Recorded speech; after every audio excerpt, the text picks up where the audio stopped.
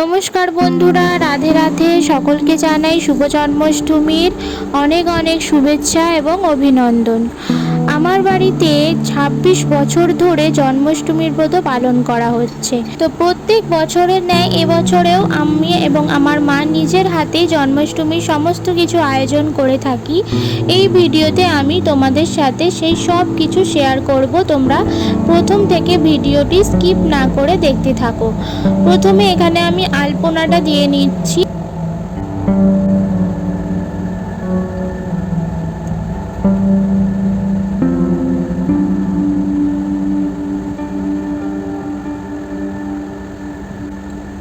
জন্মাষ্টমীতে আমরা ভগবানের সবথেকে প্রিয় খাবারগুলো তাকে নিবেদন করার চেষ্টা করি।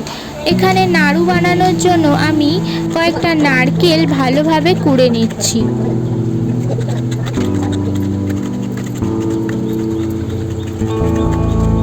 নারকেলগুলো কোড়া হয়ে গেছে, দেখো এইগুলো দিয়েই এবার নাড়ু বানানো হবে। মা এখানে গুড় বসিয়ে দিয়েছে। এবার এই গুড়ের মধ্যে সমস্ত নারকেল কোড়াগুলো দিয়ে দিতে হবে, তারপর ভালোভাবে পাক দিতে হবে। আমরা এর মধ্যে একটু তিল দিয়ে দিই, তাহলে তিল এবং নারকেলের নাড়ু একসাথে হয়ে যায় এবং খেতেও টেস্টি হয়। আমাদের গোপাল দাদা এই নাড়ু খেতে ভীষণ ভালোবাসে। এটা আমার মায়ের বানানো স্পেশাল নাড়ু, তিল এবং নারকেল নাড়ু। পাকটা সম্পূর্ণ হয়ে যাওয়ার পর এবার মা এখানে নাড়ু বানাতে বসে গেছে। এবার মা এখানে তালের শাঁসগুলো বের করে নিচ্ছে চেঁচে। এই শাঁসগুলো দিয়েই এবার তালের বড়া বানানো হবে।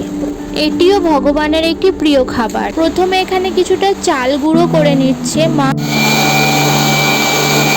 এই চালটা কিছুক্ষণ ভিজিয়ে রেখেছিল, তারপর শুকিয়ে যেতে এগুলো মিক্সিতে গুঁড়ো করে নিয়েছে। এরপর কড়াইতে কিছুটা জল দিয়ে এবং বাতাসা আর চিনি দিয়ে এটাকে একটু গলিয়ে নেবে।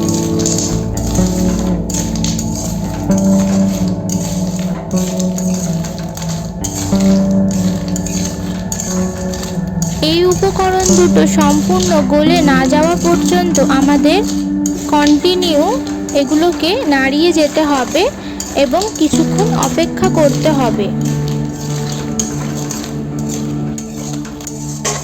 প্রায় হয়েই এসেছে, আর কিছুক্ষণ অপেক্ষা করব। এবার একটা পাত্রে কিছুটা ময়দা, চালের গুঁড়ি, তালশাঁস নিয়ে ভালোভাবে একসাথে মিশিয়ে নিতে হবে। এবার বানিয়ে রাখা বাতাসা এবং চিনির মিশ্রণটা একটু একটু করে ওই তালশাঁসে মেশাতে হবে। ব্যাটারটা একটু ঠিক হবে, খুব একটা পাতলা নয়। ওই ব্যাটারটাই এবার ধীরে ধীরে বড়ার শেপে ভেজে নিতে হবে সাদা তেল। আমাদের ফুরুলি রেডি। এবার মা এখানে ভাজা পিঠে করছে। ভাজা পিঠেটার জন্য একটু ময়দা, একটু সুজি আর কিছুটা চিনি ভালোভাবে একসাথে মিক্স করে নিয়ে বড়ার শেপে সাদা তেলে সেমভাবেই ভেজে নিতে হবে।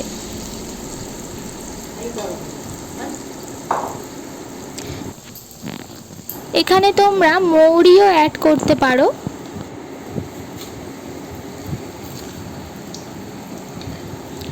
ভালোভাবে লাল লাল করে ভেজে নিয়ে বড়াগুলো তুলে নিলেই তৈরি আমাদের ভাজা পিঠে।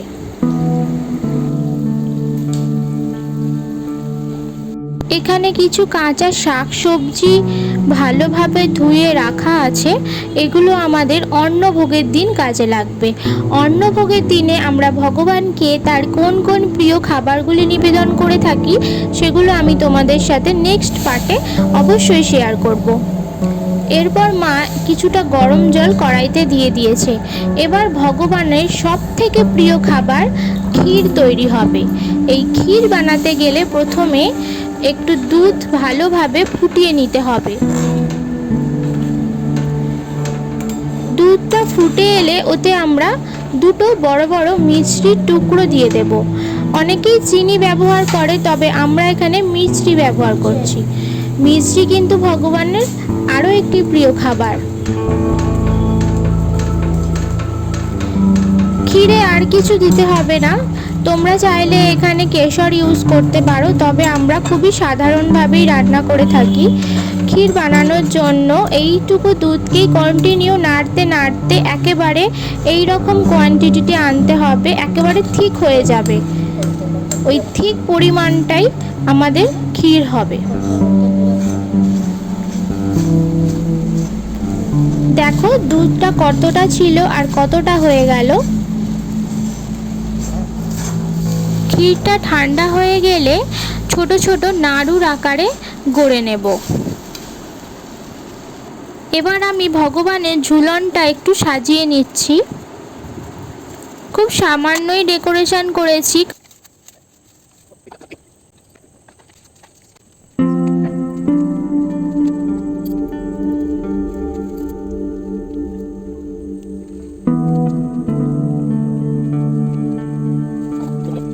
দেখো তো কেমন হয়েছে, আমার গোপাল দাদার পছন্দ হবে তো। তো আজকের মতো ভিডিওটা এখানেই শেষ করলাম, দেখা হচ্ছে নেক্সট পার্টে। রাধে রাধে।